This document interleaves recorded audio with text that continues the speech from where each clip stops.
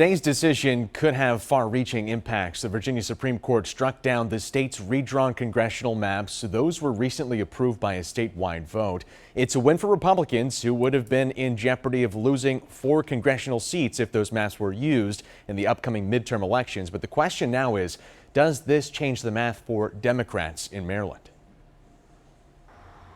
The Virginia Supreme Court decision striking down a voter-approved change to the state's congressional map is the second setback for Democrats in as many days. Lawmakers in Tennessee approved a new congressional map Thursday that divides the state's lone Democratic district, giving Republicans the chance to gain another seat. Mid-decade maps still stand in 8 states and could net Republicans 8 seats in Congress. And they want us to sit down and be quiet about it?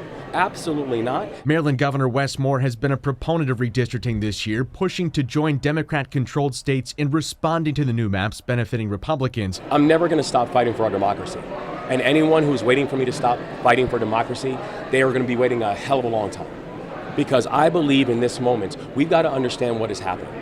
We are watching a federal administration that is trying to rig and steal elections. Senate President Bill Ferguson has publicly disagreed with Moore's stance on redistricting, choosing not to take it up before the end of Maryland's legislative session. Ferguson was noticeably absent from the governor's list of election endorsements this week. So I will work with the presiding officers and have conversations with the presiding officers, but the presiding officers know my position is very clear and my position is not moving. The disagreement has seen input from the highest levels of the party. House Minority Leader Hakeem Jeffries visited the state to push for redistricting in February. He spoke at an event in Baltimore today as pressure mounts on Maryland Democrats. And I think if the rest of the country is going to have this conversation about their own individual maps, which is now happening all across the country, then I do not understand why Maryland should be sitting on the sidelines of this.